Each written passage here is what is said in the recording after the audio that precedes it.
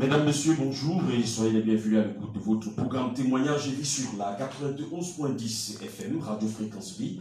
Nous émettons depuis le quartier Tinga ici, où votre fidélité à ce programme nous honore. C'est parti pour 60 minutes de commentaires et d'analyse à la base des différentes prédications que le Saint-Esprit inspire à ses oins au temps des nations du ministère Vani Raconte International, situé ici à Oudéo-Luitimban Tropicana, derrière l'office du baccalauréat du Cameroun. C'est fait qu'on peut également y accéder par l'entrée d'Itchara et même également par l'entrée capitale, programme et horaire de culte en semaine, de lundi à vendredi, 15h, 20h et tous les dimanches, 8h, 12h. Au temps des nations du ministère Vani Raconte International, l'heure est à la dénonciation de la puissance de la maison du Père, mais avant tout, ou bien du moins, ça avait beaucoup plus de précision, à la dénonciation des autels qui consacrent cette puissance de la maison du Père. Et ces autels, selon les révélations de l'apôtre Govi, ont donc des voix, lesquelles vont la capacité de déstructurer, de dysfonctionner la vie d'un homme sur tous les différents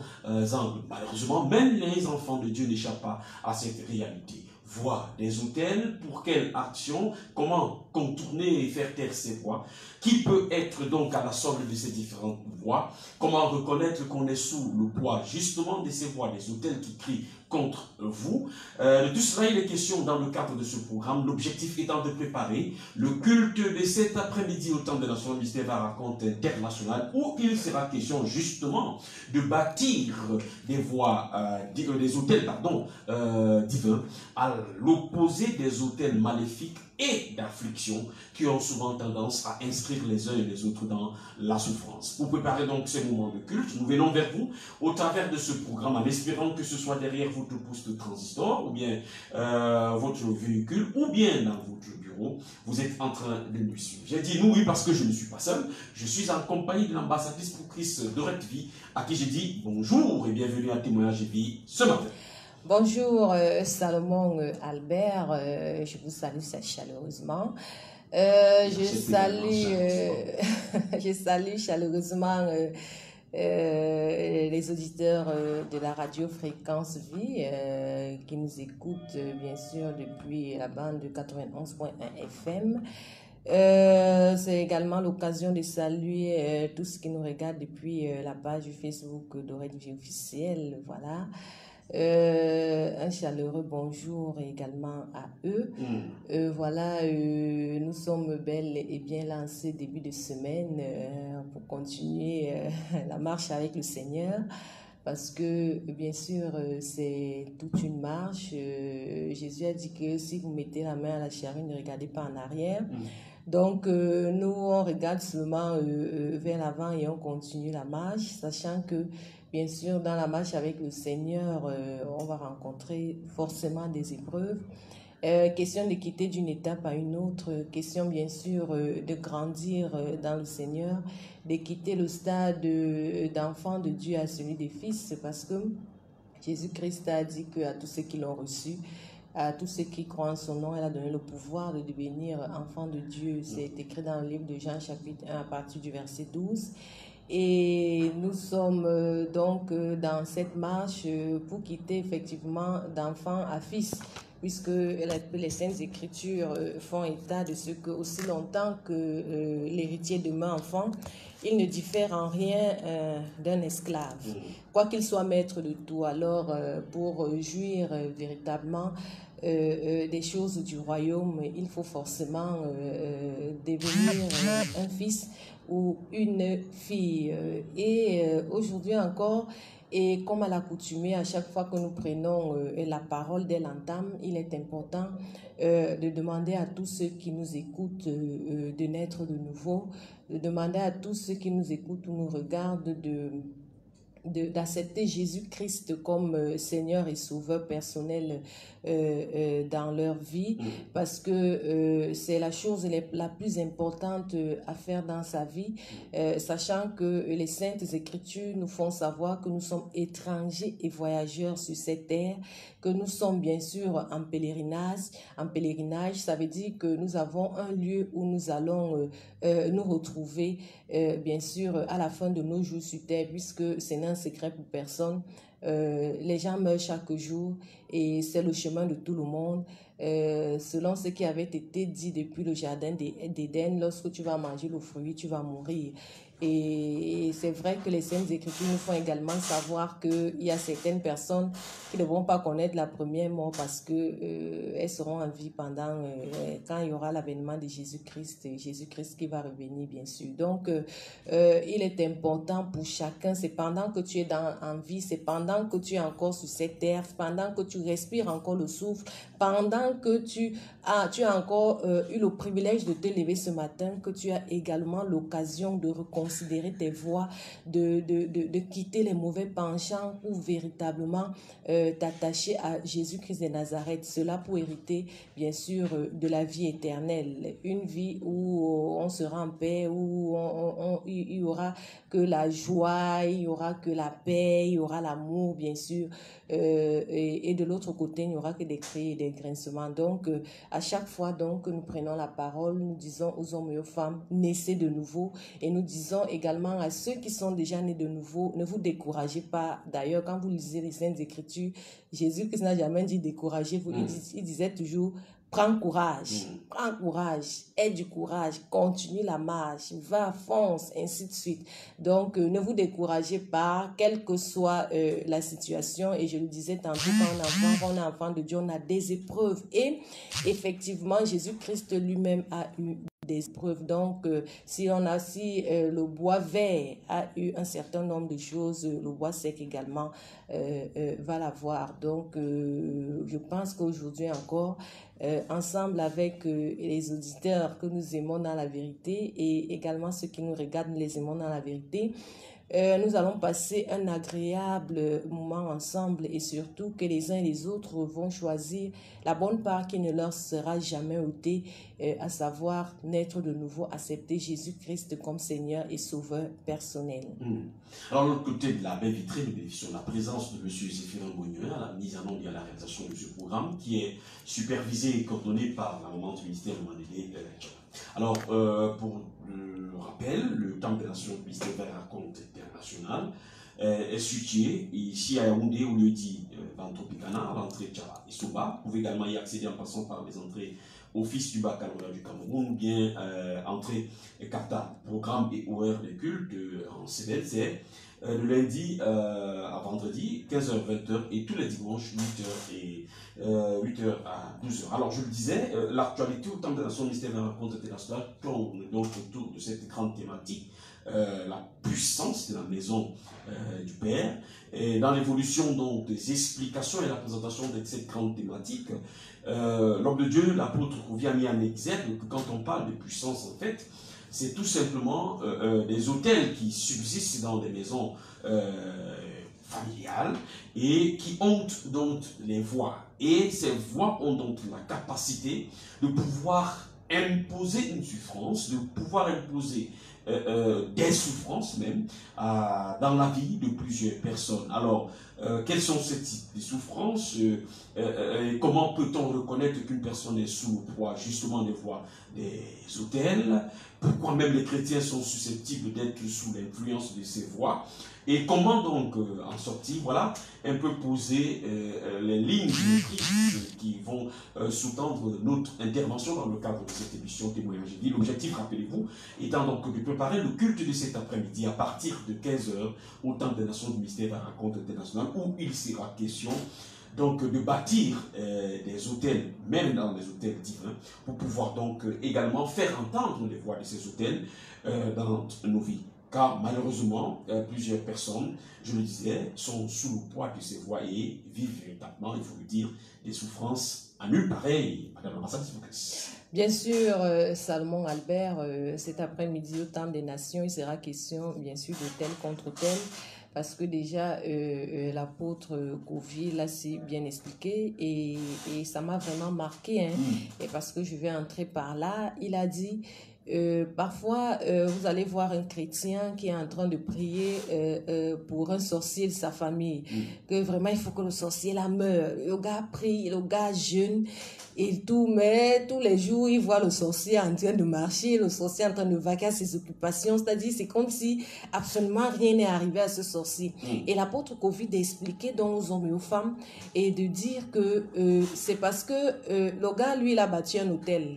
Lui, il a bâti un hôtel satanique.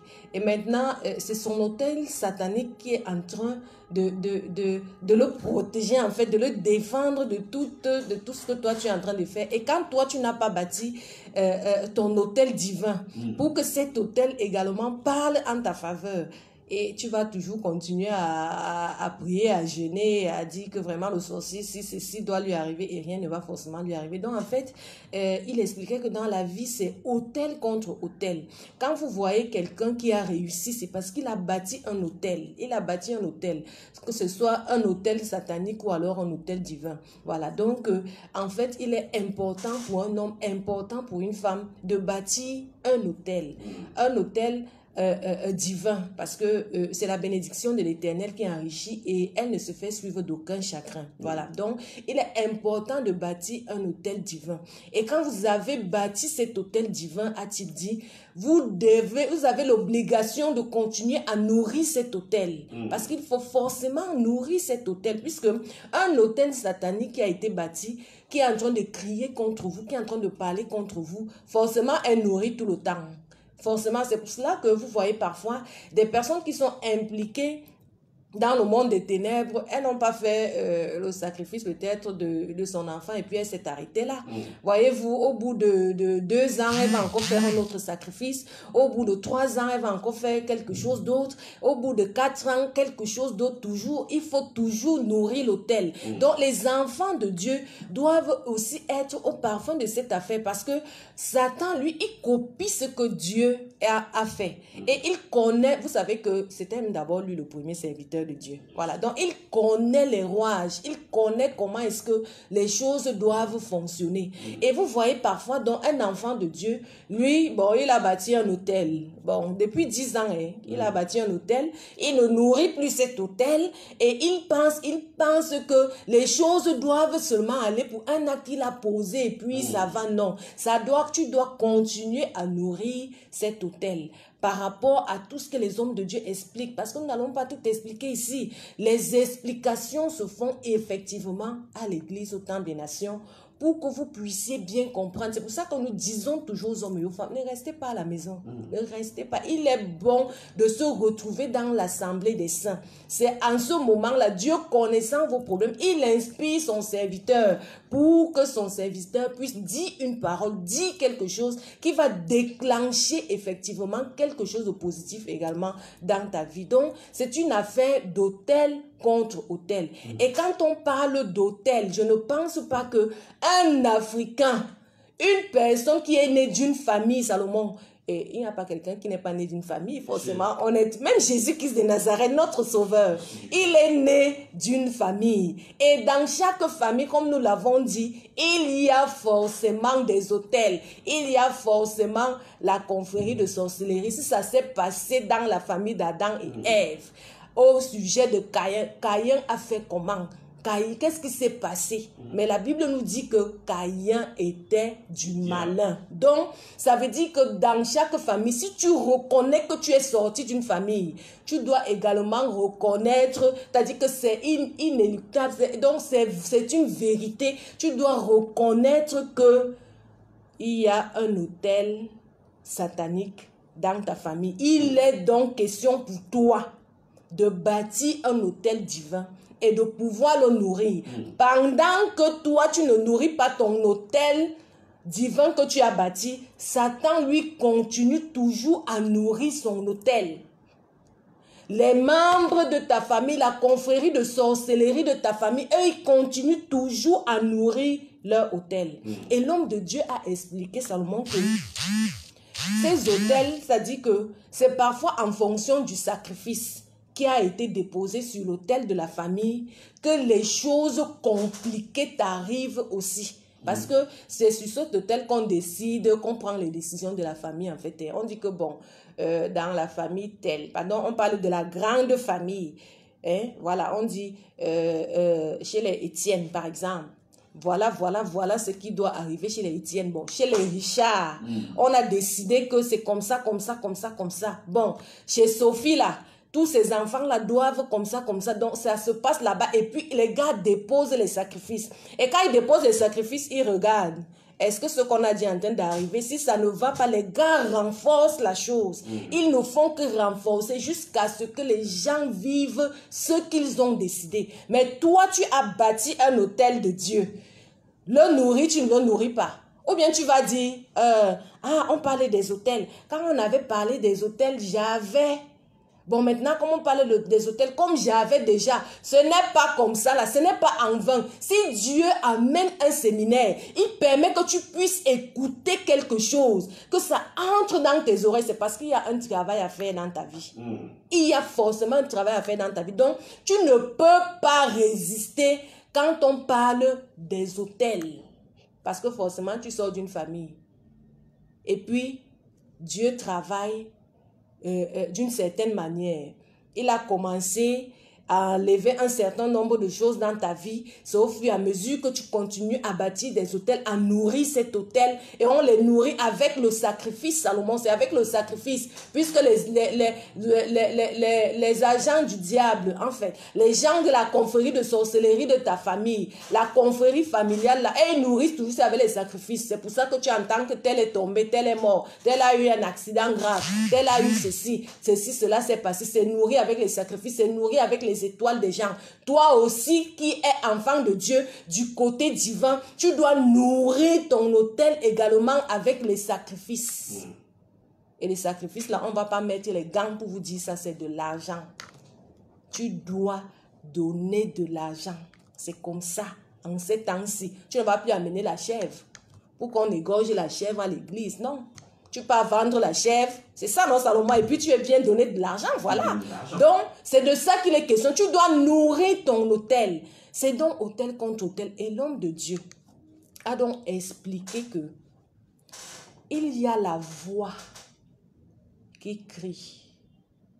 Et c'est une chose vraie. Bon, quand Jésus avait dit à Pierre que, Pierre, Satan t'a réclamé cette nuit. Bon, il a réclamé par quoi? Quand on parlait de réclamation, ça veut dire que c'est une voix, non? Ça veut dire que quelqu'un a parlé. Ça veut dire que quelque chose, on a entendu une voix quelque part pour réclamer Pierre. Et vous savez que Pierre, par exemple, c'était un pêcheur. Hein? Vous savez que parfois, les pêcheurs, là, les gens qui travaillent dans les eaux, là, ils ont souvent des choses un peu compliquées. Donc, il y a des hôtels. Ça veut dire que dans la famille de Pierre, il y avait des hôtels qui avaient été bâtis dans cette famille de pêcheurs. Parce qu'il faut bâtir les hôtels pour pouvoir aller en mer. Salomon, est-ce que c'est facile d'aller en mer à 3 h du matin, à 2 h du matin? Parce qu'ils partent toujours la nuit. Bien sûr. Avec tout ce qu'il y a dans l'eau la nuit, là, voyez-vous. Donc, voilà, c'est pas simple. Donc, il y avait les hôtels dans sa famille. Parce qu'il fallait qu'ils puissent, quand ils vont à la pêche, que les filets soient remplis à débordement. Donc, c'était ça. Donc, la voix, il y a une voix qui est toujours en train de crier. Et cette voix est donc fonction, bien sûr, des sacrifices qui ont été déposés dans l'autel. Et c'est donc de ça que l'homme de Dieu parlait. Et il a donc ouvert un pan de voile en parlant des autels d'affliction qui sont donc en train de détruire la vie de plusieurs personnes et même des gens qui sont déjà nés de nouveau. Parce qu'en rappel, il faut dire que quand vous naissez de nouveau, le péché d'Adam est ôté. Il est donc question que on vous délie également des choses de la famille et des choses que vous-même vous avez faites. C'est pour cela qu'il y a donc un travail spirituel qui doit forcément être fait dans votre vie. Après que vous soyez né de nouveau, vous persévérez dans vos enseignements pour qu'un travail spirituel soit forcément fait dans votre vie. On ne naît pas de nouveau, on reste à la maison. D'ailleurs, Actes chapitre 2 nous enseigne en suffisance en disant qu'il persévérait dans l'enseignement des apôtres. Et pendant ces enseignements, il est donc question qu'on vous délie de toutes ces choses qui concernent la maison de votre père, qui concernent votre famille. Et donc, il y a donc ces autels d'affliction. Et quand on regarde peut-être, par exemple, au dictionnaire, on va vous dire que affliction, c'est une sorte c'est un immense chagrin. C'est l'abattement profond, c'est grand malheur, catastrophe. Il y a donc des gens qui sont dans un immense chagrin. C'est l'autel de ta famille qui te met dans cet état, qui te plonge dans cette situation. Tu es dans un immense chagrin. Le chagrin là peut être dû à une déception amoureuse. C'est-à-dire, toi, tu vas seulement de déception amoureuse en déception amoureuse. Le chagrin là peut être dû au fait que tu n'arrives pas à trouver un emploi décent. C'est-à-dire que tu es chagriné, tu es perdu. Tu as quitté la maison, tu avais la maison de 50 000 en location. Si tu loues la maison de 50 000, tu es quitté, tu as dit que bon, comme ça ne va pas là, je m'en vais chercher la maison de 30 000.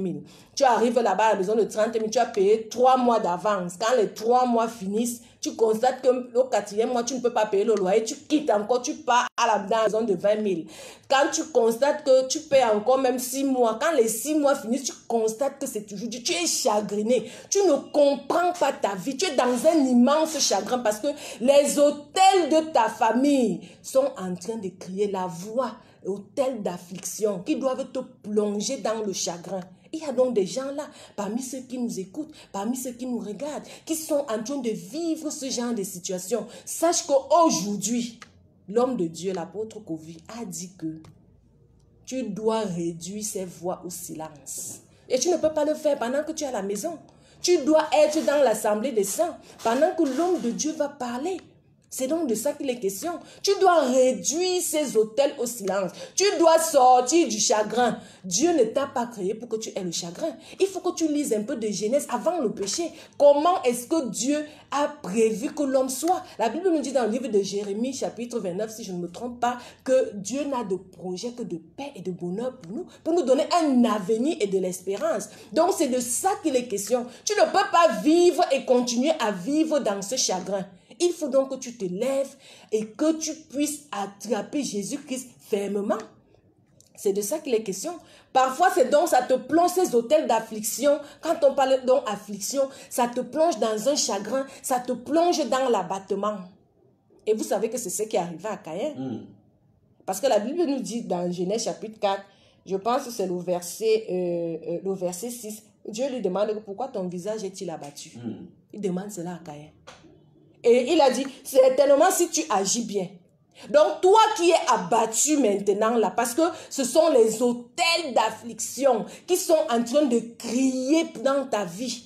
Ils sont en train de parler. Et la confrérie de sorcellerie de ta famille ne fait que déposer les sacrifices pour que ça crie encore bien. Et tu ne fais qu'être dans un état d'abattement. Vraiment, vous entendez des gens, il y a des gens là, vraiment je suis abattu, vraiment je suis abattu, vraiment je ne comprends plus rien, vraiment je suis perdu, je ne sais même pas pourquoi je suis venu sur la terre. C'est comme si je suis venu accompagner les autres, je ne comprends plus absolument rien. Ceci m'est arrivé, cela m'est arrivé, je n'arrive pas à avoir même de l'argent pour manger. Ce sont les autels qui sont à l'origine, tout ce qu'on a dit sur ta vie, tout ce qu'on a dit dans ta famille, et nous disons que ça peut ne pas arriver à ton frère, mais ça t'arrive.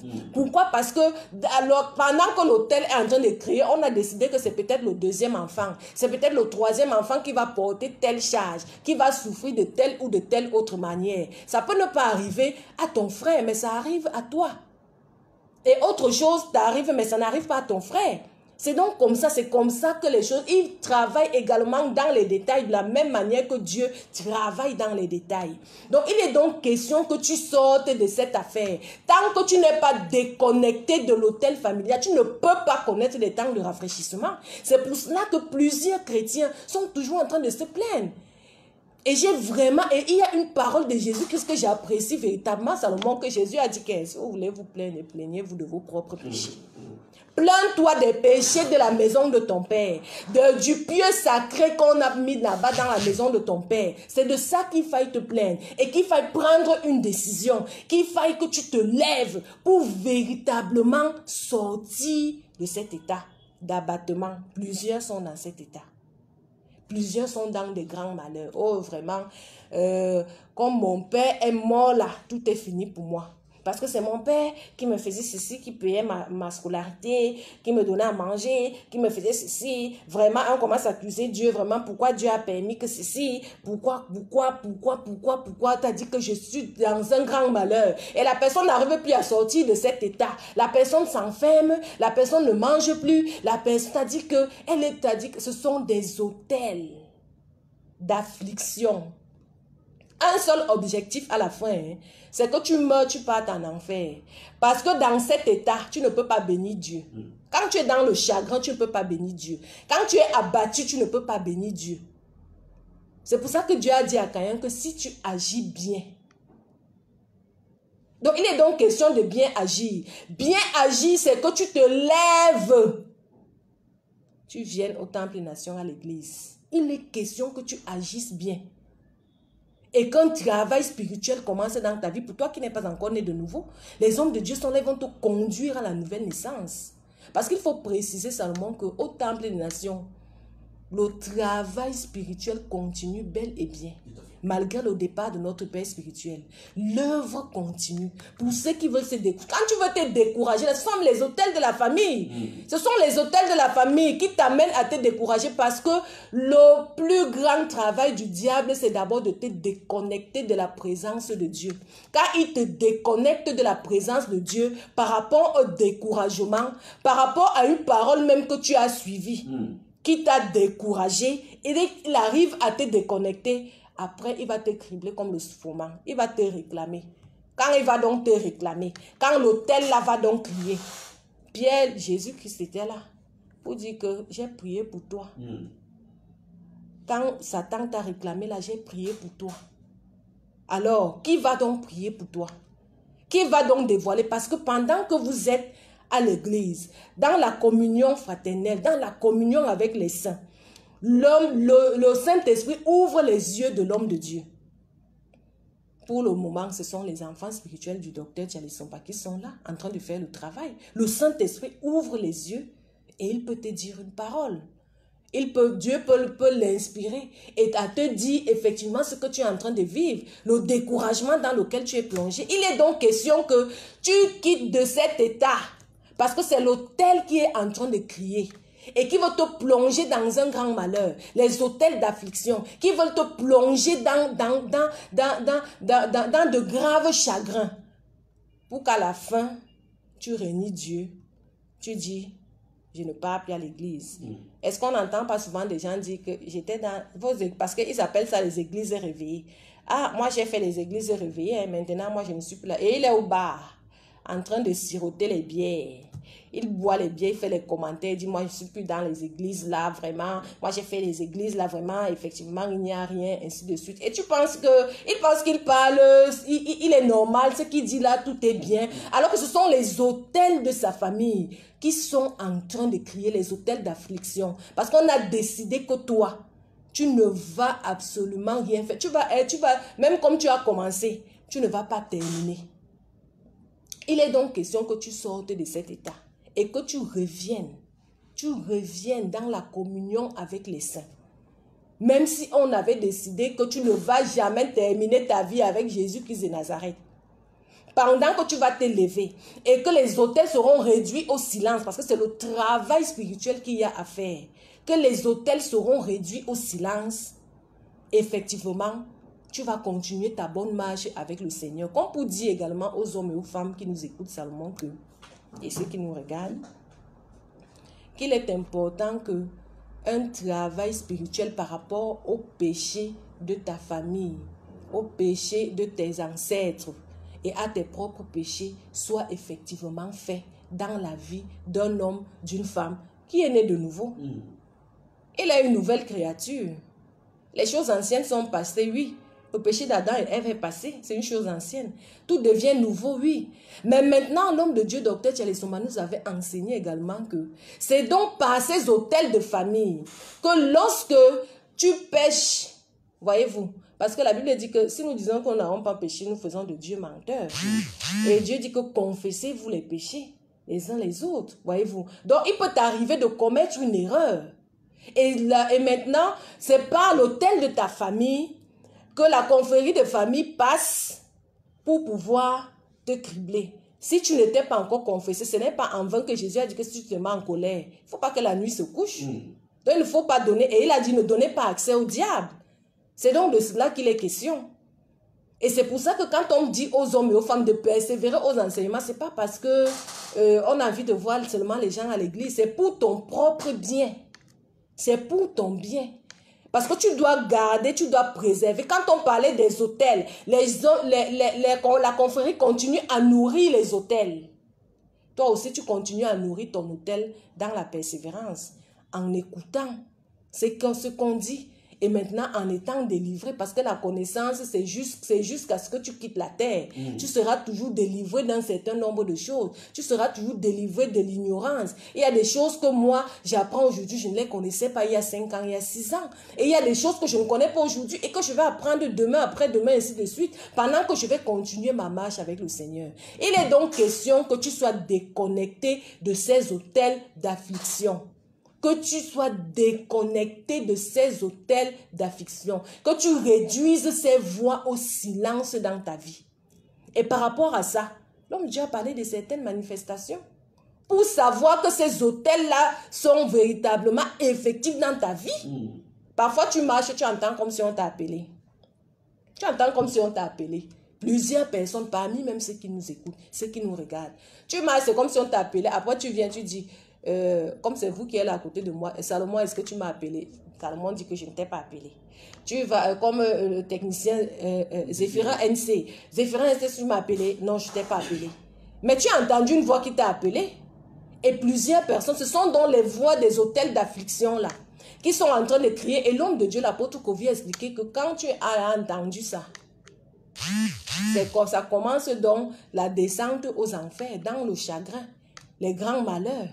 Si tu sais que tu as entendu ça un jour, ne manque pas cet après-midi. Il faut qu'on réduise cette voix au silence. Il faut que cette voix soit absolument réduite au silence dans ta vie.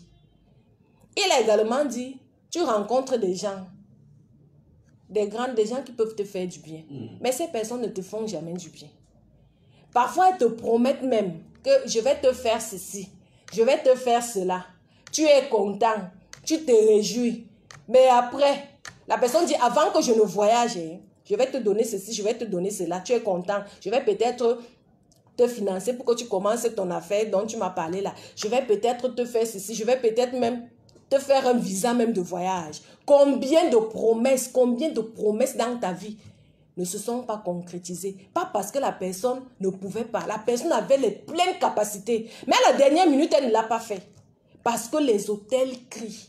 Parce que les hôtels partent maintenant. Il a expliqué que la personne peut te dire maintenant là que je vais te faire du bien. Quand elle part dormir, parce que les rêves là, il y a les rêves divins, il y a également les rêves sataniques. Satan vient lui montrer dans les rêves que toi tu es une mauvaise personne, toi on ne doit même pas t'aider. Vraiment si tu aides telle personne, voilà comment elle va même te mépriser demain. Et quand la personne te voit, elle ne peut pas te dire ça. Mais elle a résolu en son cœur que c'est comme ça qu'elle va dire que non, c'est Dieu qui m'a véritablement montré que la personne si est comme ci, est comme ça. Et voilà donc on ne t'aide pas. Or, ce sont des hôtels d'affliction qui sont en train de crier, qui parlent contre toi. Et les gens ne peuvent pas t'aider. Tu te reconnais dans ce genre de situation. Combien de promesses n'as-tu pas eues? Regarde, commence à examiner ta vie. Commence à voir un peu ton parcours. Les gens te promettent. Les gens sont contents de te voir, mais ils ne te font jamais du bien. Quand on sait que même pour bénir quelqu'un, Dieu passe toujours par un homme, Salomon. Les gens te voient, ils ne te font jamais du bien. On donne aux autres, à toi on ne donne pas. Même dans la famille. Tu es dans la famille. Quand les autres ont les problèmes, on les aide. Très facilement. Dès que toi tu as une situation, ces personnes ne t'aident. Ce sont seulement les promesses. Je vais te faire ceci. Appelle-moi le matin. Le matin tu appelles, on dit que non, appelle-moi à 15h. À 15h tu appelles, on dit qu'appelle-moi le soir. Le soir le téléphone, ça sonne, on ne décroche pas. Tu te retrouves toujours dans ce genre de situation. Sache que ce sont des hôtels d'affliction qui sont en train de crier dans ta vie. Et il est question que tu sois déconnecté, que tu réduises ces voix au silence. Aujourd'hui, en venant au temple des nations. Il ne faut donc pas que tu manques, Salomon. Je rappelle que vous écoutez votre programme Témoignage Vie sur la 91.10 FM, Radio Fréquence Vie. Nous émettons depuis le quartier Tinga ici à Yaoundé. Votre fidélité à ce programme, nous préparons avec vous le culte de cet après-midi dans ce lieu de bénédiction et de délivrance qui est situé en rappel ici à Yaoundé, à Mantopitana précisément, au niveau de l'entrée d'Idjala et Somba. On peut également y accéder en passant par les entrées office du baccalauréat du Cameroun ou même par les entrées CAPTA. Programme et horaire de culte en semaine, de lundi à vendredi, 15h, 20h et tous les dimanches, de 8h à 12h. Alors, cette thématique ô combien importante sur la puissance de la maison du Père et sur la révélation liée à la voix des autels est très très importante et elle est même, il faut dire, à la base même de la délivrance d'une personne, à la base même de l'épanouissement d'une personne. Pourquoi? Parce que nos vies sont complètement liées à nos familles la plupart des temps.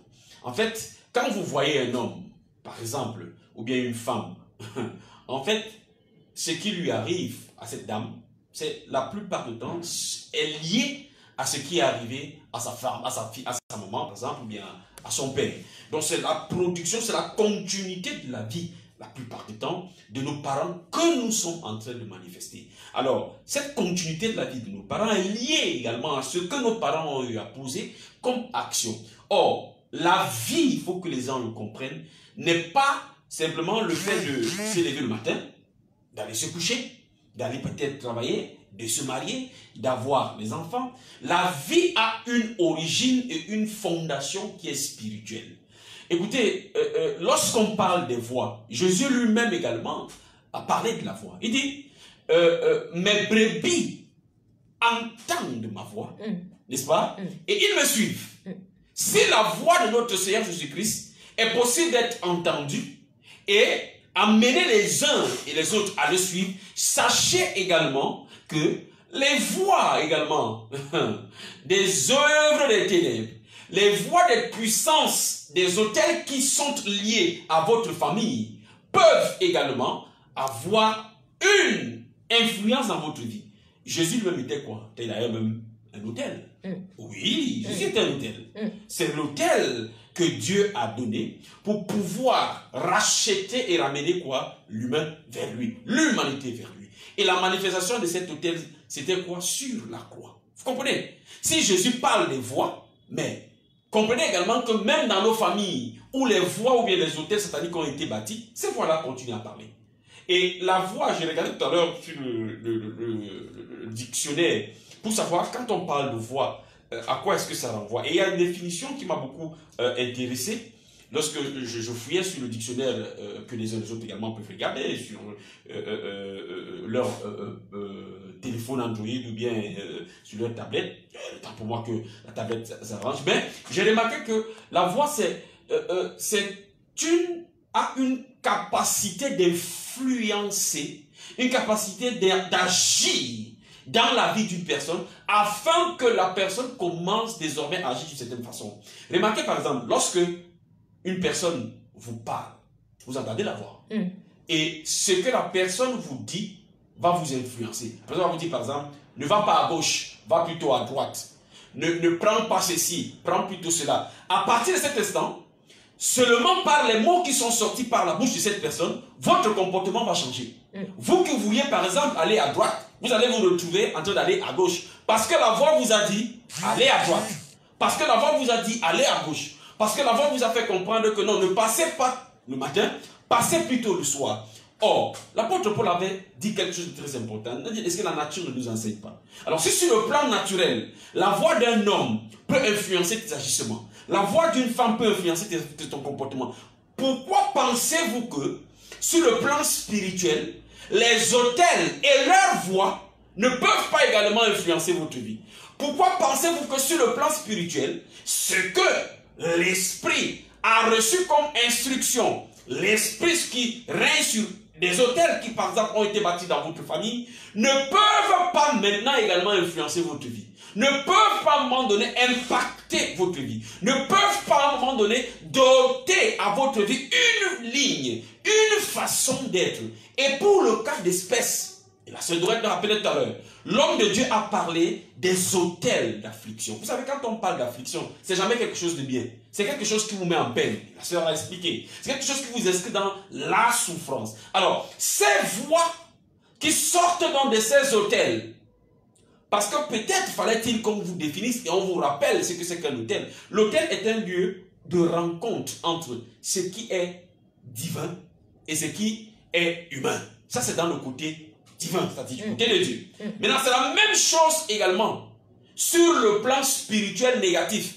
Les hommes, par exemple, qui sont plongés dans l'occultisme, ont pour habitude de rencontrer leur faux Dieu là sur un autel. Et c'est le point de rencontre. Or, sur ce point de rencontre là, il y a des choses qui sont faites. Il y a des choses qui sont dites. C'est pourquoi l'homme de Dieu parle de ce qu'il faut nourrir l'autel. Mais nous sommes encore également simplement au niveau de l'autel, pour que vous ayez une représentation dans votre entendement de ce que l'on appelle l'autel. Un point de rencontre entre ce qui est divin et ce qui est humain. Ça, c'est du côté de Dieu. Maintenant, ceux par exemple qui font dans l'occultisme, quand ils vont également sur leur autel, ils vont également rencontrer la divinité qui est cachée derrière l'autel qui est imbouillé. Et sur le plan diable, forcément, c'est le diable. Et chacun d'entre nous, comprenons-le bien, nous sommes issus des familles où des hôtels ont été bâtis, des hôtels ont été placés, des hôtels ont été établis. Parce que, issus des familles qui ne connaissaient pas Dieu, moi je ne pense pas que c'est seulement uniquement les Africains, c'est tous ceux qui ne sont pas de Dieu. Ceux qui ne sont pas de Dieu, les païens. Parce que l'apôtre Paul dit aux Éphésiens que vous étiez morts par vos offenses et par vos péchés, dans lesquels vous viviez autrefois, selon le trait de ce monde, selon le prince de la puissance de l'air et de l'esprit qui agit maintenant dans les fils de la rébellion. Ce n'étaient pas des Africains, c'était des païens. Donc, même les Européens, eux aussi, ont des hôtels. Eux aussi, ils ont bâti des hôtels. Eux aussi, ils ont eu à faire les mêmes choses que nos parents, nos ancêtres ont fait. Des faux dieux. À partir de cet instant, donc, des hôtels ont été bâtis. Mais ces hôtels parlent. Puisque je vous ai fait comprendre tout à l'heure que Jean chapitre 10, pardon, dans l'évangile de Jean, passe bien. C'est Jésus qui parle, il dit que mes brebis, Jean chapitre 10. Voilà, Jean chapitre 10. Mes brebis entendent ma voix. N'est-ce pas? Alors, mais s'ils entendent ma voix, c'est parce que cette voix-là, elle sort de quelque part. Elle sort de Jésus. Cette voix-là, elle vient de Jésus. Et quand elle vient, elle est suivie. Elle est écoutée. C'est une voix qui est suivie par ceux qui appartiennent à Jésus. Ceux qui s'identifient à l'autel de notre Seigneur Jésus-Christ. Ceux qui s'identifient à l'autel de Jésus-Christ de Nazareth. C'est la même chose également pour toi. Pour toi dont les parents ont bâti des autels. De ces autels sortent donc des voix. Et que disent donc ces voix? Ces voix n'apportent pas la vie. Ces voix n'apportent pas le bonheur. Puisque l'homme de Dieu les a identifiés clairement, ces autels du moins, comme étant des autels d'affliction. Elles apportent donc également quoi? L'affliction. De ces voix sortent des afflictions. De ces voix sortent les souffrances. De ces voix sortent des maladies. De ces voix sortent des blocages. De ces voix sortent des limitations. De ces voix sortent des souffrances. De ces voix sortent d'infertilité. De ces voix sortent la stérilité. De ces voix sortent la limitation. De ces voix sortent le non-accomplissement. De ces voix sortent le chômage. De ces voix sortent le célibat. De ces voix sortent le fait, par exemple, de ne pas être stable sur le plan familial. De ces voix sortent la pauvreté.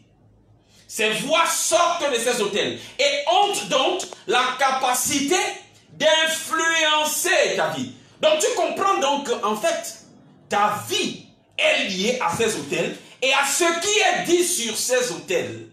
À ce qui est dit sur ces hôtels. Parce que ta vie est connectée à ces hôtels. Et les voix qui sortent donc de cet hôtel ne sont pas connectées à ta vie aussi. Si ta vie est connectée à ces hôtels, mais mon ami, même les voix qui sortent de cet hôtel-là sont également liées à ta vie. C'est pourquoi tu peux donc voir que, comme l'hôtel a pour voie la souffrance, comme disait la sœur Dorette tout à l'heure, tu t'inscris dans une disposition de souffrance. Souffrance sur le plan familial, souffrance sur le plan professionnel, souffrance sur le plan financier, souffrance sur le plan matrimonial, souffrance dans les affaires, souffrance dans les opportunités, souffrance dans les relations. À ce moment-là, tu entends une personne dire, moi, j'ai comme impression que je suis venu accompagner les autres sur cette terre. Le problème, c'est la voix qui sort des autels de ta famille. La voix qui sort des autels que ton père, ta mère, ton grand-père, ta grand-mère, tes ancêtres ont bâti. Ce sont maintenant ces esprits-là, ces voix, pardon, que les esprits saisissent pour pouvoir maintenant t'appliquer sur ta vie. Écoutez, prenons un cas simple pour vous donner encore de bien comprendre. Lorsque le président de la République signe, écrit et décide que telle personne a compté de la date de ce jour est nommée. Écoutez, tant que ce décret n'est pas lu et publié sur le journal officiel, la personne n'est pas informée. Et tant que la personne n'est pas informée, tout ce qui est lié à cette nomination, les avantages, cette personne ne peut pas encore jouir de ces avantages. Cette personne ne peut même pas d'abord prendre fonction. Maintenant, donc, le décret va être lu à la radio. La voix va porter à l'existence. La voix va porter à la compréhension et à l'entendement de tous le décret de nomination de cette personne. Maintenant, donc, la joie va donc commencer à s'inscrire dans la vie de cette personne qui, après avoir écouté, par le canal de la voix qu'on appelle la radio, sait désormais qu'elle est nommée.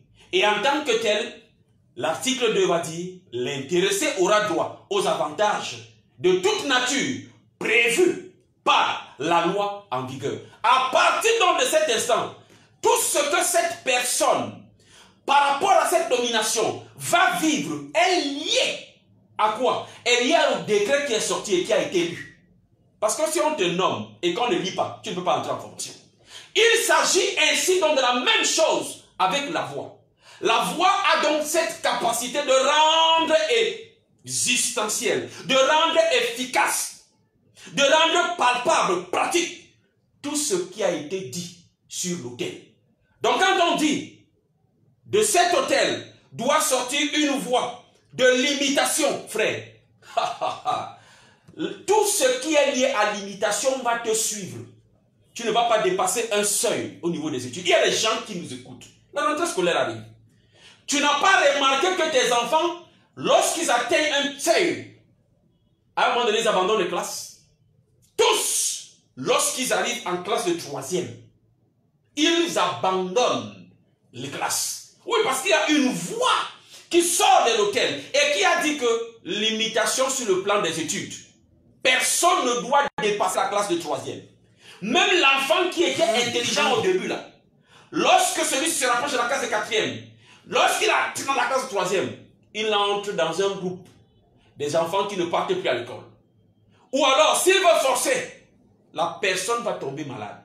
C'est la sœur Dorette qui me rendait témoignage qu'en pleine période d'examen l'année passée, elle entre dans un taxi.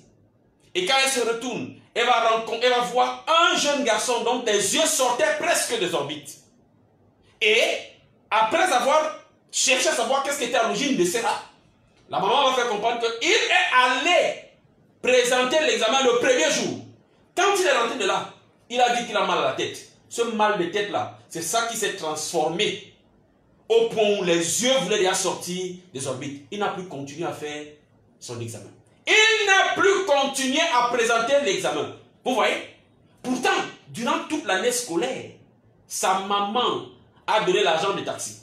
Peut-être même la maman a même pris le répétiteur. Peut-être même la maman a même donné l'argent pour que ce soit le cadre de l'école qui transporte.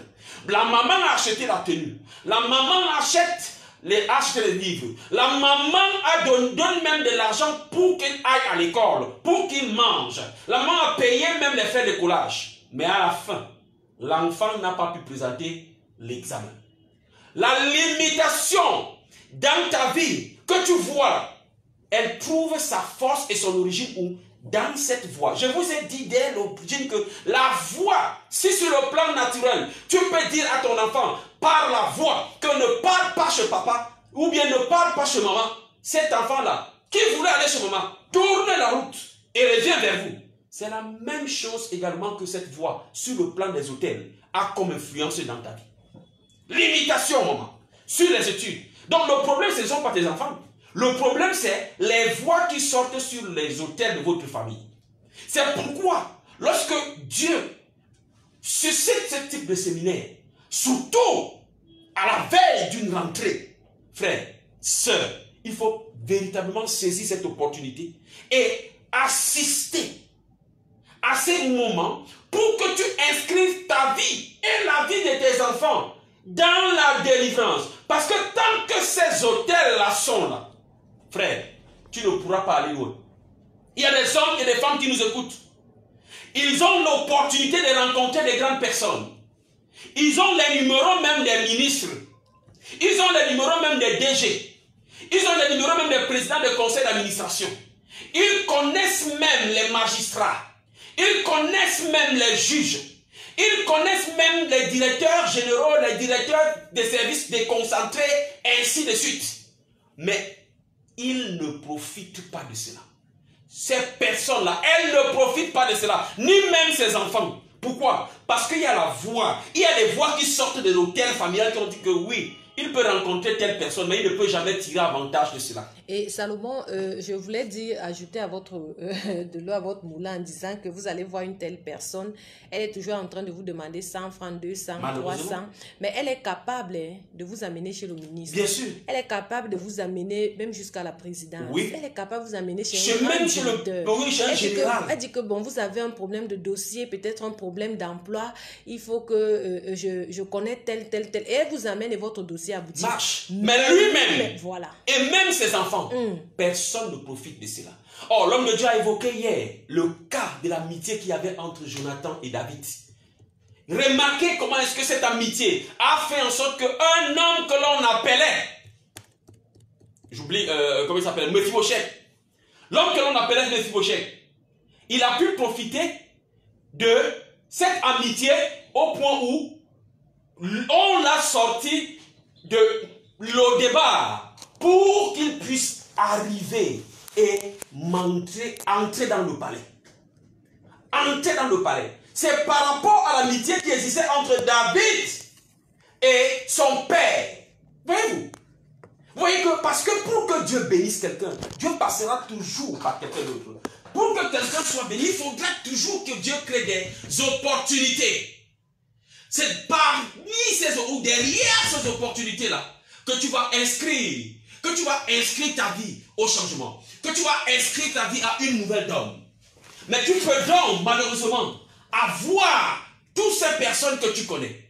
Tu peux avoir l'adresse, les listes de noms de toutes ces personnes que tu connais, mais tu ne profites pas. Tu ne profites pas de ces personnes. Tu ne profites pas de ces personnes. Pourquoi? Parce que la voix déclare depuis les hôtels que elle ne doit jamais profiter de ses amis, Dieu qu'elle connaît. Elle ne doit jamais profiter des amis et des connaissances qu'elle a. Tu es donc là, tu croupis dans la pauvreté. Tu croupis dans le manquement. Tu croupis dans la souffrance. Alors que tu connais le général tel. Alors que tu connais le ministre tel. Alors que tu connais le directeur tel. Ils te connaissent même. Mais chaque fois que tu leur poses un problème, ça n'aboutit pas. Les voix qui sortent des hôtels peuvent inscrire tes enfants à sorte que leur diplôme devient nul. Nul. Ils ont des diplômes, mais les diplômes les regardent à la maison. Quand tu entres dans la maison de telle famille, tu trouves les tableaux d'honneur sur un coin du mur. Tu trouves les tableaux d'honneur. Tu trouves tel diplôme, baccalauréat, CEPE, probatoire, BPC, licence, master 1, master 2, master ceci, master cela. Mais quand tu te retournes, tu dis donc que bon, ok, tout ça a produit quoi? Ça ne produit absolument rien. L'enfant là a encore besoin que ce soit sa maman, sa vieille maman, qui lui donne l'argent pour manger le matin. Pourquoi? Parce que les voix sortent des hôtels de la famille, on dit que vos diplômes là ne serviront à rien. Votre diplôme là, vous n'allez jamais en profiter. Vous comprenez que tant que les hôtels parlent contre vous, frère, vous ne pouvez pas avoir une vie réluisante. Vous ne pouvez pas être épanoui. Vous ne pouvez pas connaître une vie de joie. C'est pourquoi il est important, frère, de faire taire les voix. Vous savez, l'homme que l'on appelle Bartimée, les voix de l'autel qui sortaient de sa famille ont failli le rattraper. Ça a failli le rattraper. Parce que la Bible dit que lorsque Bartimée a suivi que c'était Jésus qui arrivait, Bartimée a même eu la révélation sur qui était Jésus. Mais, écoutez bien, quand vous lisez, la Bible fait comprendre que les gens lui interdisaient. Les voix des gens interdisaient à ce que Bartimée continue à appeler Jésus. Ces gens-là, vous croyez que qu'est-ce qui poussait ces gens à pouvoir faire cela? Mais c'était les autels, c'était les voix des autels de sa famille qui voulaient le maintenir dans l'aveuglement. Parce que dans l'aveuglement, il tirait profit de sa nature. C'est pourquoi, par exemple, tu arrives dans une église. Frère, l'homme de Dieu veut recevoir tout le monde. Quand vient ton tour, il dit qu'il est fatigué. Il dit que non, c'est demain plutôt qu'il va te recevoir. Le demain là arrive, il va encore dire que c'est demain. Frère, ce sont les voix des autels de ta famille qui te rattrapent. Qui te rattrapent. Tu arrives, on donne des faveurs à tout le monde. Mais quand c'est ton tour, on dit que non, les faveurs là, on ne donne plus. Ce sont les voix des autels. Depuis ta famille qui sont en train de parler. Frère, moi qui vous parle, les voix des autels de ma famille m'ont rattrapé. J'ai été admis dans l'une des plus grandes écoles d'hôtellerie internationale à Bordeaux, Vatel. Cherchez dans l'internet, vous allez trouver. J'ai fait l'interview, frère. J'ai parlé le jour là, les Français, et m'ont dit que non, tu mérites d'entrer dans cette école. Mon ami, à un moment donné, cette école, on s'est rendu compte qu'elle était plus chère.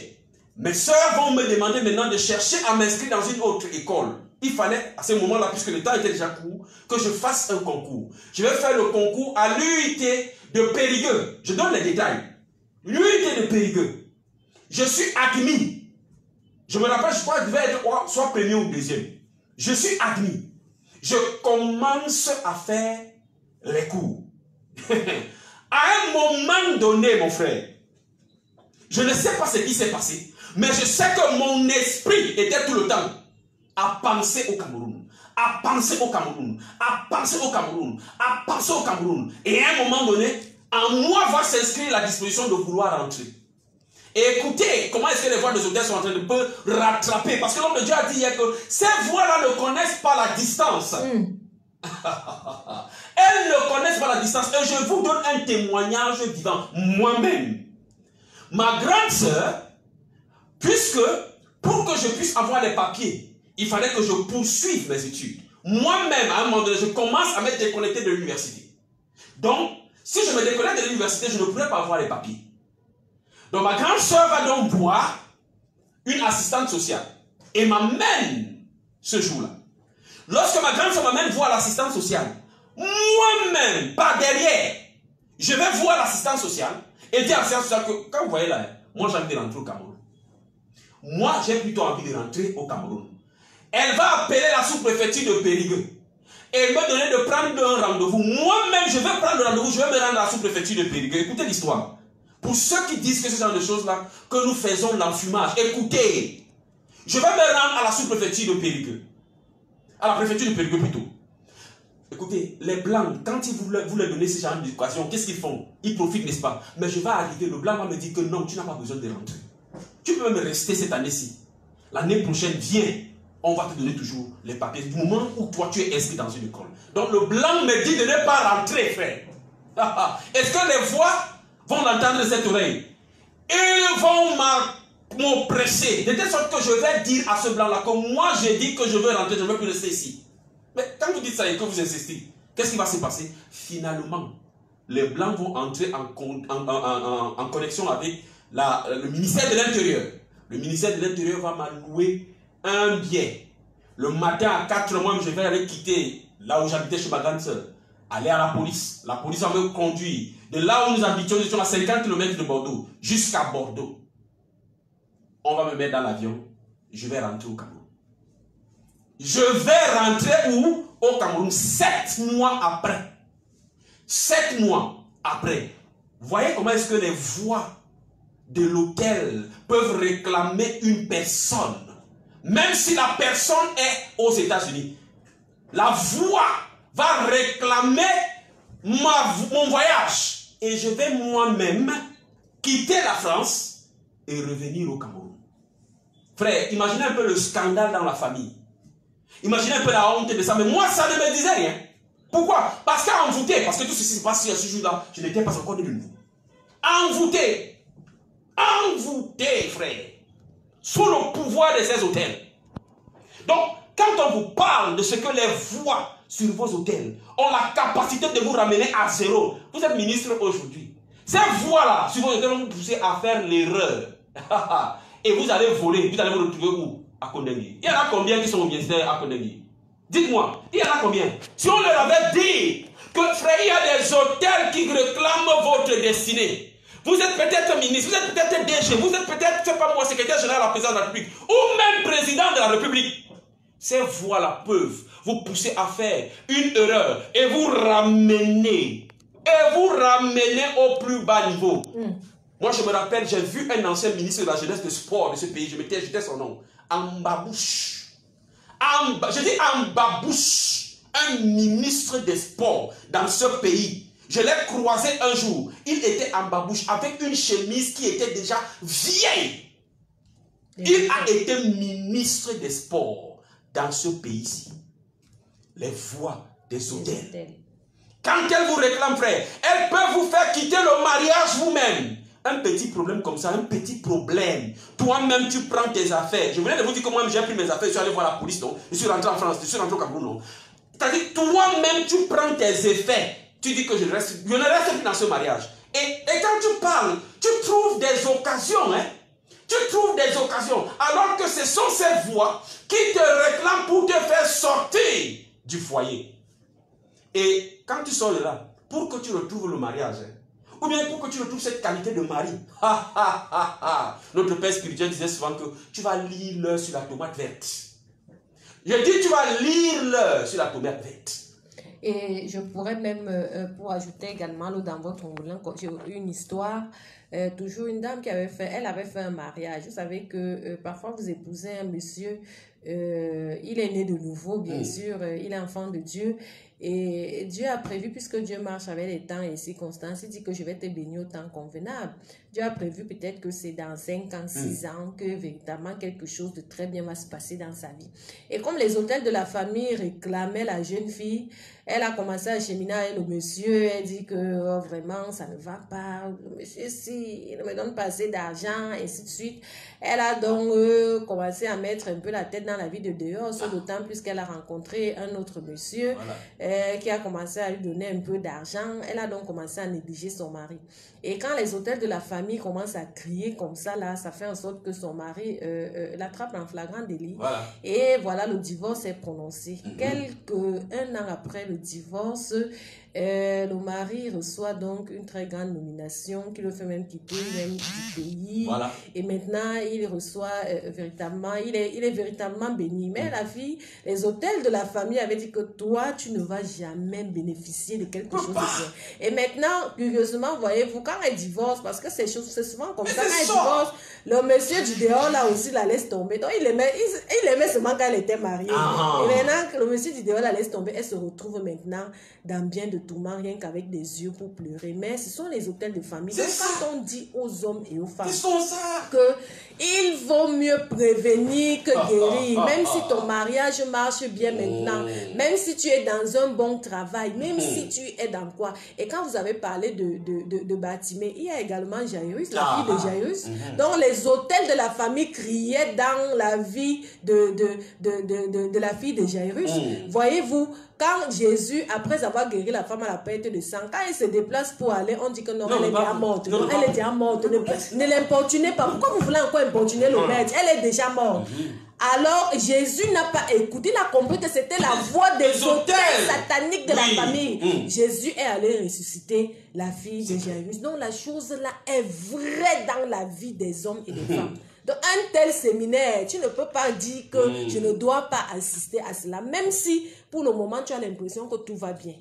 Même si tu as le moment que Salomon, les hôtels de famille crient dans la vie des gens de sorte que le gars joue même très bien au football. Puisqu'il est officiel. Non, mais il est là. On ne le voit pas. Jamais. On ne le voit pas. J'ai dit ça au sujet d'un footballeur camerounais. Je cite son nom, le gardien Fabrice Ondoa. Bon. C'est-à-dire qu'un très bon gardien, mais il n'arrive pas à signer dans un club. Vous pensez que c'est pour rien? J'ai écrit ça sur Facebook en disant qu'il a besoin, cet enfant-là, de naître de nouveau et d'être délivré. Parce que tout le monde reconnaît que ce garçon-là est bon. Mais pourquoi ne joue-t-il pas dans un grand club? À telle enseigne que pour le match du Cameroun prochain là, on ne l'a pas sélectionné. Parce que l'entraîneur dit que depuis plusieurs mois, il n'a pas de club. Mais tout le monde reconnaît que Fabrice Ondoa est un bon gardien. Voilà. Pourquoi ne signe-t-il pas dans un grand club alors?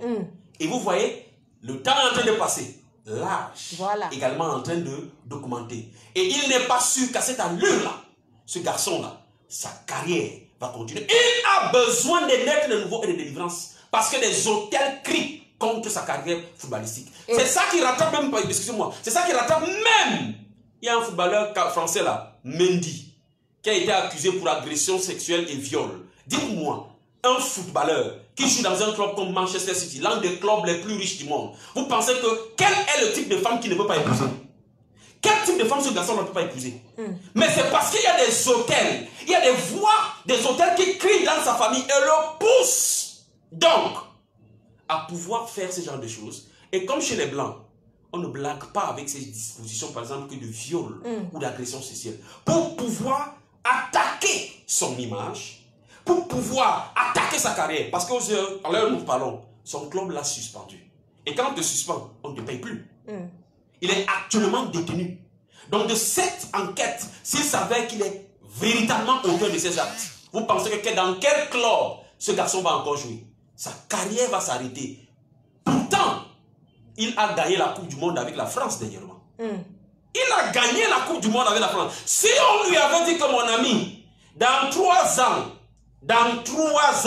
toi qui gagnes la Coupe du Monde ici, dans 3 ans, tu ne vas pas jouer dans un club. Tu seras en prison. Parce qu'il y a des voix des hôtels qui crient contre toi. Et ça va passer par le rapport sexuel. C'est pourquoi l'homme de Dieu a dit clairement que quand tu remarques par exemple que tu es là, sexe, tu sautes de femme en femme, tu crois que tu es beau frère. Ce sont les hôtels. Voilà. Les voix des hôtels qui crient et te poussent justement à pouvoir faire quoi? Aller de femme en femme. D'alcool en alcool. Il y a des gens qui nous écoutent. Ils sont connus dans tous les snack bars de Yaoundé. Quand ils entrent, même, on leur donne même parfois de boire pour rien. Parce qu'on les connaît. Parce qu'on les connaît. Frère, ce sont les voix des hôtels. Ce sont les voix des hôtels. Donc, ce que je voulais dire pendant que vous étiez en train de parler. Oui, donc, c'est pour dire que vous pouvez donc avoir des compétences. Vous pouvez être dans un endroit où on apprécie véritablement votre travail. Oh, vraiment, vous faites du bon travail. Vous êtes dans une société, vous êtes dans une entreprise, vous êtes dans un environnement, un quartier, dans une association. Oh, véritablement, vous faites du bon travail. Vous êtes même dans un établissement scolaire. Vous faites du bon travail. Vous êtes un bon professeur. Vraiment, vous gardez bien les élèves. Vous avez la capacité de pouvoir même être surveillant général, mais vous n'êtes jamais nommé. Vous avez la capacité de faire ceci ou de faire cela. Vous avez la capacité d'être à tel ou tel poste. Parfois, vous-même, vous reconnaissez que mais si moi, on me met à tel ou tel endroit, je vais mieux faire que la personne qui se trouve à cet endroit-là. Mais vous n'êtes jamais nommé parce que la voix des hôtels crie et la voix des hôtels dit que vous là, vous allez seulement rester à ce petit niveau. Si on a décidé que l'imitation dans ta vie, vous allez seulement rester à ce petit niveau. Il y aura toujours quelque chose.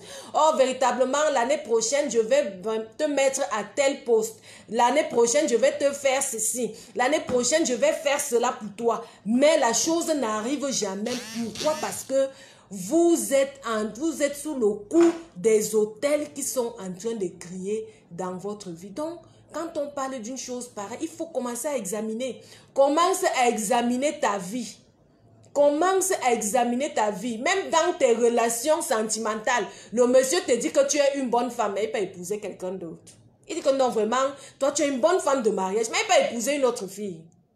La fille te dit que non, à toi vraiment tu seras un bon mari, mais elle se marie avec quelqu'un d'autre. C'est donc ce qui se passe. Commence à examiner. Ce sont les autels qui crient comme ça là dans ta vie. La voix des autels. On ne blague pas avec cette affaire. Si Jésus avait écouté la voix du peuple, et on a dit, c'est le peuple qui est venu lui dire que la fille de Jairus est déjà morte. Pourquoi ne l'importunez plus le maître? Si la voix là, on n'avait pas fait taire, si Jésus n'avait pas compris que c'est la voix des autels qui crient contre Bartimée, que Bartimée n'aurait pas retrouvé la vue. Bien sûr.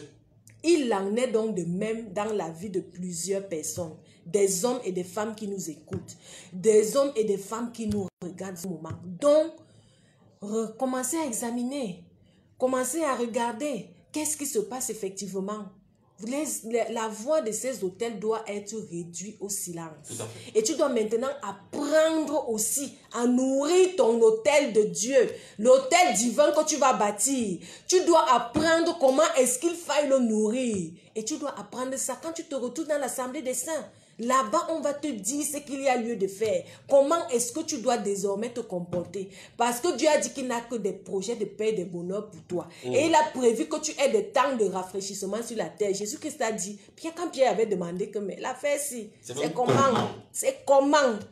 Nous, on a tout quitté, on te suit. Nous, on gagne quoi dans cette affaire? Jésus a dit qu'il n'y a personne. Personne. Donc, si toi, tu es chrétien, et que tu continues à vivre un certain nombre de comprendre que c'est le tel, il faut que tu sois déconnecté de cette voie.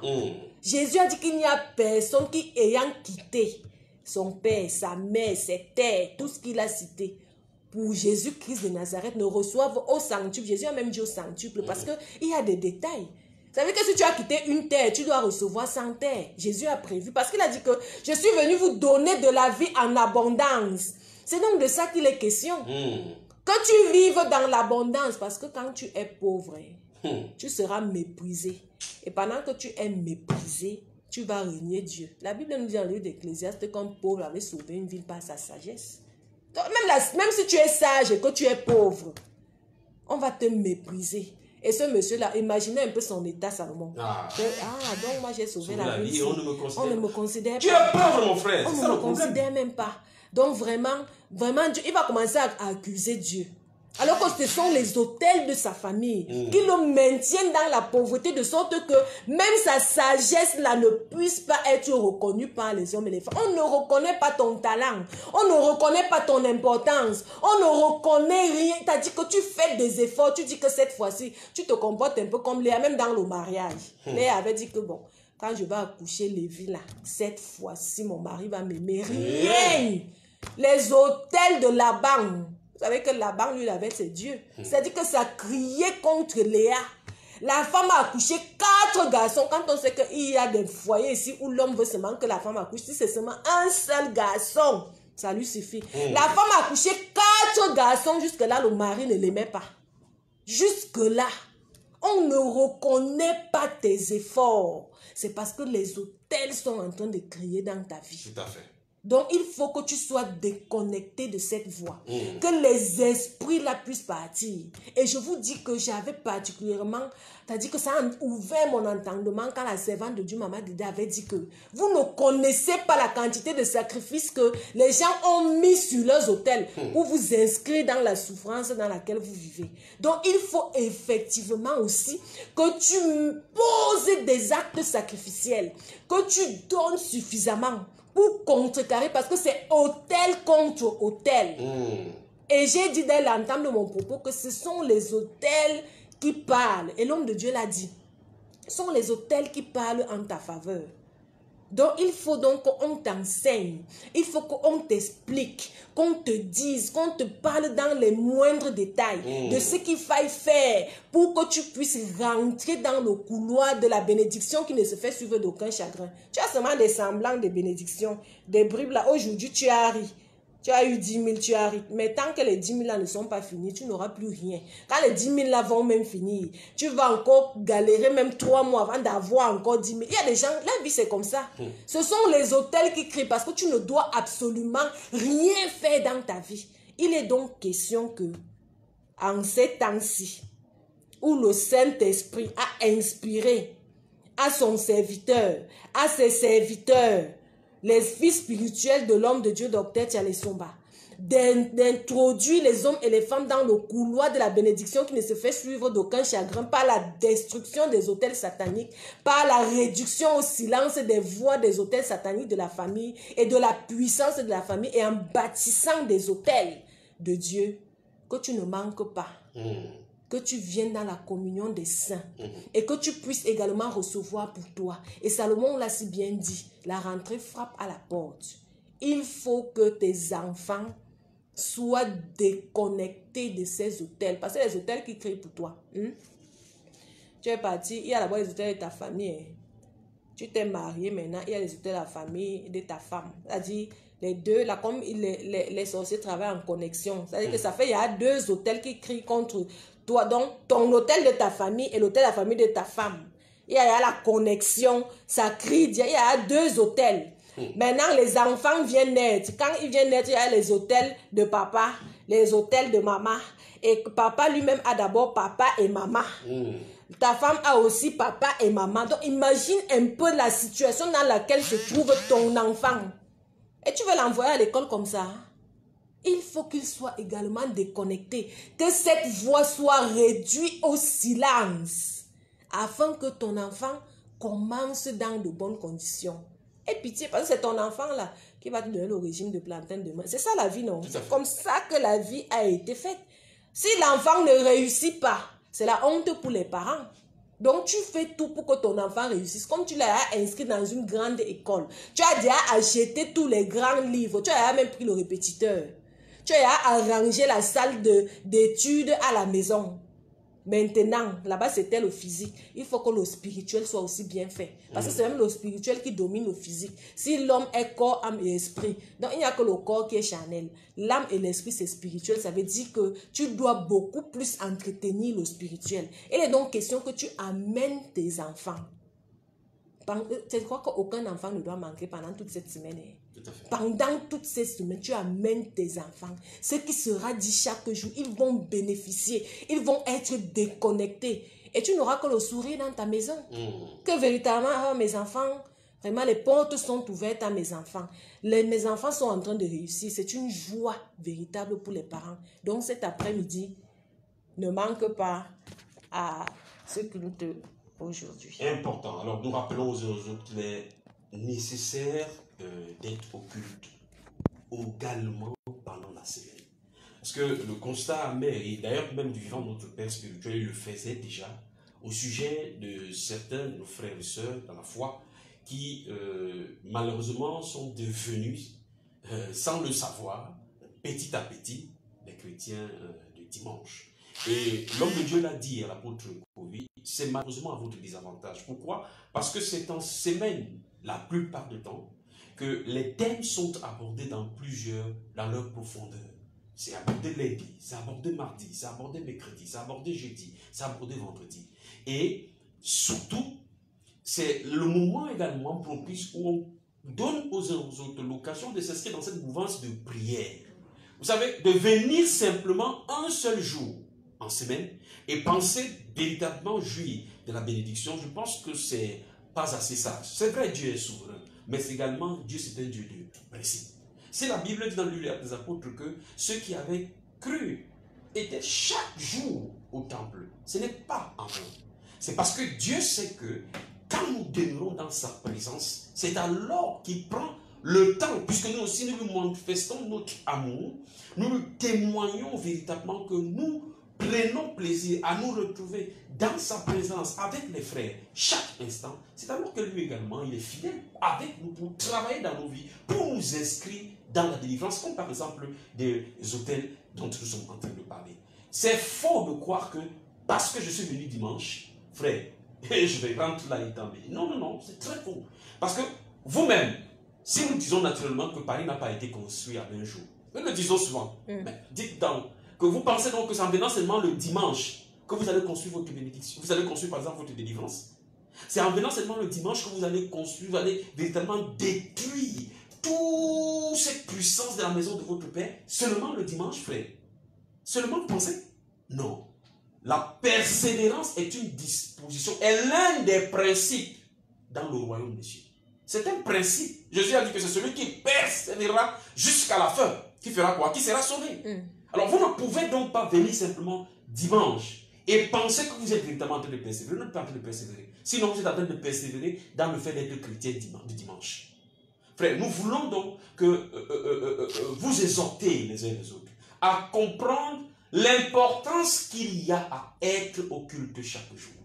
Le fait même d'ailleurs que vous veniez au culte, c'est une servante de l'Éternel de la maison de Vaille raconte qu'il de dire que chaque fois que nous venons au culte, chaque jour que nous venons au culte, nous rentrons de là avec au moins 7 bénédictions.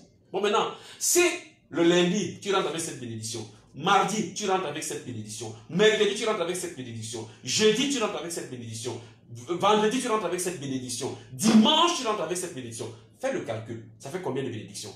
Et toi, tu viens seulement dimanche. Tu rentres seulement avec cette bénédiction de dimanche. Tu es différent de celui qui est venu en semaine. Parce que celui qui est venu en semaine a emmagasiné, frère.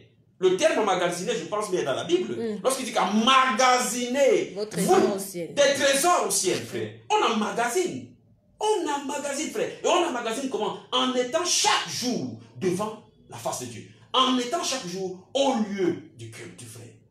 Au lieu du culte. Parce que c'est pendant que vous êtes au lieu du culte que le Seigneur également met à cœur, dans le cœur de son serviteur, des révélations qui touchent votre vie. Donc cette disposition à venir simplement au culte le dimanche, ce n'est pas bon. Et hier, l'apôtre Kofi a martelé sur ça. Je dis, le vivant de notre Père, il ne se laissait pas de parler de ça. Il ne se laissait pas de parler de cela. Donc nous tenions vraiment à dire aux frères, aux sœurs, qui peut-être sont un tout petit peu atteints par un certain refroidissement, que changeons. Ce n'est pas bon.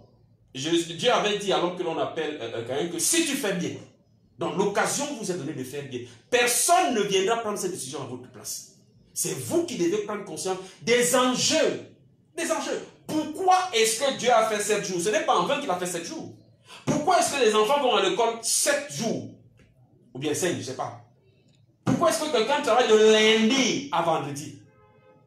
Bon, vous pensez que votre travail est plus important, par exemple, que le fait de vous tenir à l'église? D'aller à l'église? Vous pensez véritablement? Je ne crois pas. Je ne crois pas. Parce que tout est d'abord spirituel, c'est ce que je disais tout à l'heure.